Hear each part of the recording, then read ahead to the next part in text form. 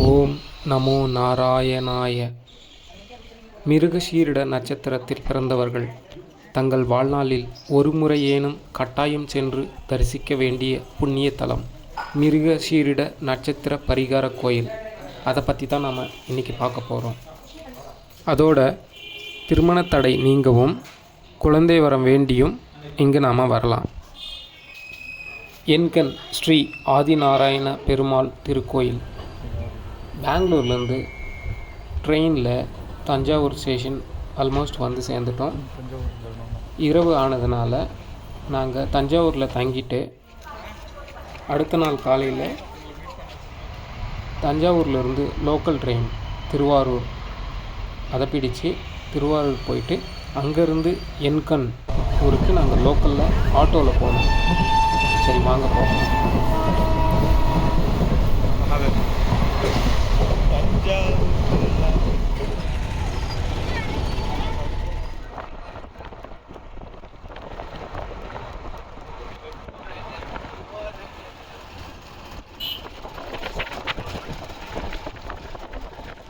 இந்த கோயில் மிகவும் பழமையான கோயில். இதனுடைய தல வரலாறு, கோயிலின் அமைப்பு, வேண்டுதல்கள், திருவிழாக்கள், கோவில் நடை எப்பெல்லாம் திறக்கும் மற்றும் கோயில் பட்டாச்சாரியார் அவருடைய தொலைபேசி எண்கள், இது பற்றியெல்லாம் நம்ம இந்த வீடியோவில் கண்டிப்பாக பார்க்கலாம். நிறைவாக நாங்கள் கண்ட அந்த அதிசய காட்சியும் உங்களுக்காக படம் பிடிச்சிருக்கோம், அதையும் நம்ம பார்க்கலாம்.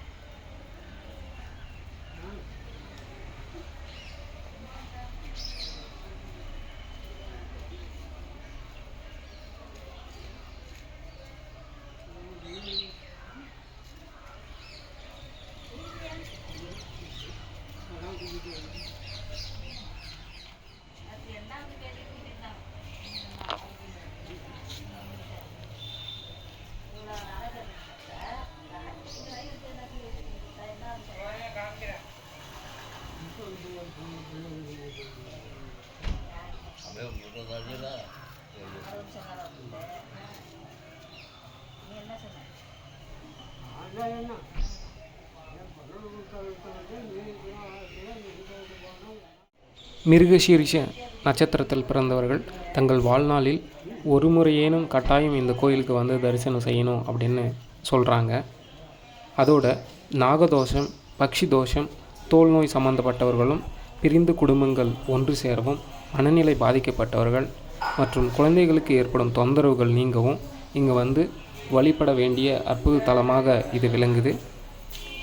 இந்த கோயிலோட தல வரலாறு அப்படின்னு பார்த்தோம்னா, முற்காலத்தில் வன்னிமரக்காடாக இருந்த இந்த தலத்தில் விருக முனிவர் ஸ்ரீமன் நாராயணன் அருள் வேண்டி கடும் தவத்தில் இருந்து வந்தார். அந்த சமயத்தில் சோழ மன்னன் தனது குதிரை படைகளோட சிங்கத்தை வேட்டையாட வந்திருக்காப்புல. அவன் எழுப்பிய சத்தத்தில் முனிவரின் கடும் தவம் கலைந்தது. இதனால் சினம் கொண்ட முனிவர், தவம் செய்யும் இந்த வனத்தில் சிங்கத்தை வேட்டையாட வந்து என் தவத்தை நீ கலைத்ததனால் இங்கனம் முதல் நீ சிங்க முகத்துடன் அலைவாய் அப்படின்னு சாபம் விடுறாரு. உடனே அரசனின் முகம் சிங்கமாக மாறுது. உடனே மன்னன் தன் தவறை உணர்ந்து தனக்கு சாப விமோச்சனம் வேண்டி முனிவரிடம் மன்றாடி கேட்குறாப்புல. அப்போது மனமிறங்கிய முனிவர் தைப்பூச திருநாளில் விருத்த காவேரி என அழைக்கப்படும் வெற்றாற்றில் நீராடி இந்த தலத்தில் அமர்ந்து பெருமாளை நோக்கி தவமிருந்து வழிபடு. அப்போது பெருமாள் கருடன் மீது அமர்ந்து காட்சி தருவார். அதோடு மயில் மீது அமர்ந்து முருகனும் காட்சி தர உனக்கு இந்த சாபம் விலகி சாப விமோச்சனம் கிடைக்கும் அப்படின்னு சொல்கிறாரு. அதன் பின்னர் பெருமாளுக்கு சிம்ம ரிஷப மயூர அன்ன மேஷ வாகனாதிகள் உட்பட 108 வாகனங்கள் அமைத்து பெருவிழா ஒன்றினை நீ நடத்த வேண்டும். அப்போது உனது சாபம் முழுமையாக விலகும் அப்படின்னு சொல்லிட்டு போகிறாரு. அதன்படியே சோழ மன்னனும் கேட்க சோழ மன்னனுக்கு செவிசாய்த்த பெருமாளும் முருகனும் காட்சி தந்தார்கள். மன்னனின் சிங்கமுகம் மாறியது. பழைய நிலைக்கு வந்த மன்னன் பெருமாள் கருட வாகனத்தில் தனக்கு காட்சி தந்த அதே அமைப்பில் பெருமாளுக்கு இங்கு கோயில் எழுப்பினான். எனவே தான் இங்கு கருவறையில் வீற்றிருக்கும் மூலவர் பெருமாள் கருட வாகனத்தில் அமர்ந்த நிலையில் நித்திய கருடை சேவையாக காட்சி தந்து கொண்டிருக்கிறார். அதேபோல இத்திருக்கோயிலுக்கு மிக அருகிலேயே முருகனுக்கு தனி கோயிலும் உண்டு. மிருகமுகம் கொண்ட மன்னன் சாபம் இங்கு நீங்கியதால் மிருகசீரிட தலமாக இது புகழ்பெற்று விளங்கி வருகிறது. ரிஷிகளும் மகான்களும் இத்தல பெருமாளை இன்றும் அரூப ரூப வடிவில் வழிபட்டு செல்வதாக நம்பப்படுகிறது. இத்தலத்தில் பெருமாளோட பலிபீடத்தை சேர்த்து நாம் இரட்டைப்படை முறையில் வலம் வருவது சிறப்பு அப்படின்னு சொல்கிறாங்க. 2 முறை நாம் வலம் வந்தால் விரும்பிய காரியங்கள் நிறைவேறும் என்றும், 4 முறை வலம் வந்தால் செய்யும் காரியங்கள் வெற்றி பெறும் என்றும், 8 முறை வலம் வந்தால் அமைதியும் நிம்மதியும் உண்டாகும் என்றும், 12 முறை வலம் வந்தால் சந்ததி விருத்தி உண்டாகும் என்றும், 24 முறை வலம் வந்தால் செல்வம் பெருகும் என்றும், 28 முறை வலம் வந்தால் ஞானம் கல்வி பெருகும் என்றும், 56 முறை வலம் வந்தால் கவலைகள் நீங்கி எல்லா நன்மைகளும் கிட்டும் என்று நம்பப்படுகிறது. சரி, வாங்க நாம் இத்தலத்தை வலம் வருவோம்.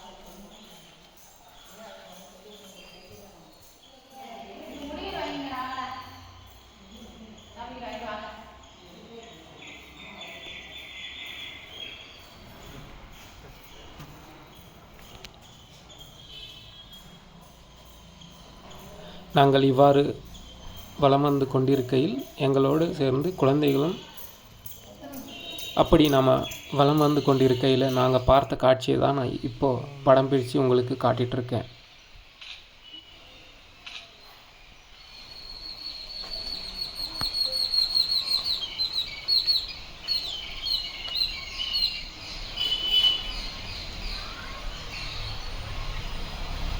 ரிஷிகளும் மகான்களும் அரூப வடிவத்தில் இன்றும் இங்கு பெருமாளை வலம் வந்து கொண்டிருக்காங்க அப்படின்னு சொல்கிறாங்க.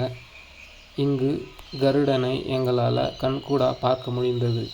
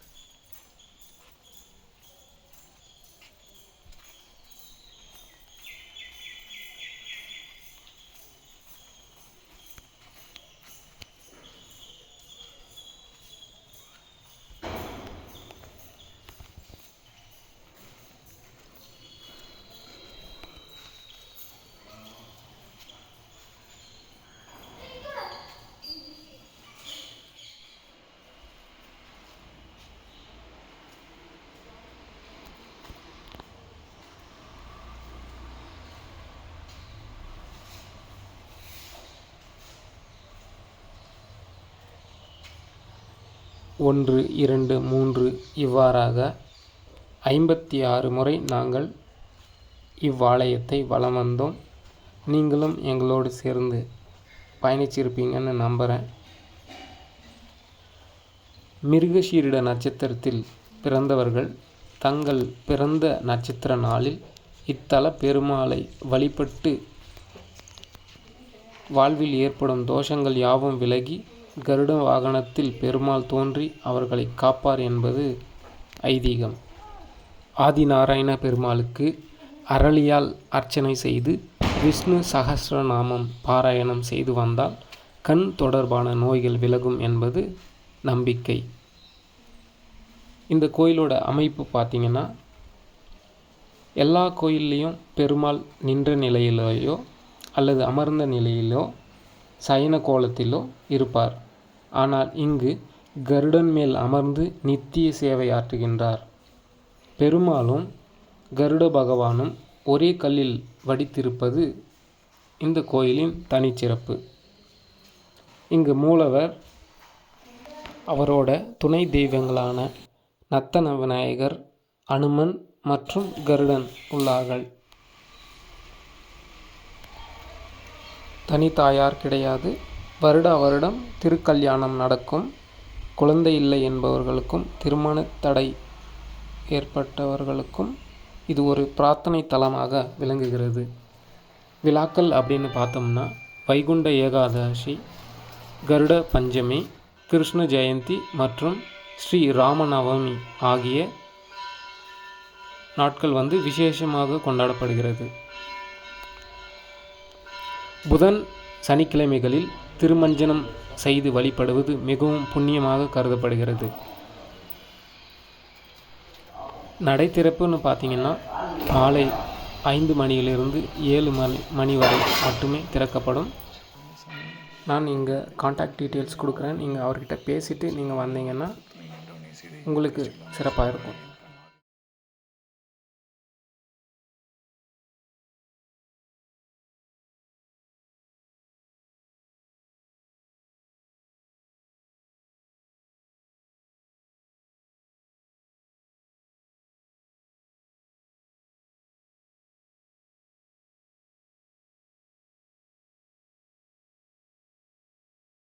பக்கத்தில் இருக்கும் எண்கண் வேலவன் முருகன் கோயிலை நம்ம அடுத்த வீடியோவில் பார்க்கலாம்.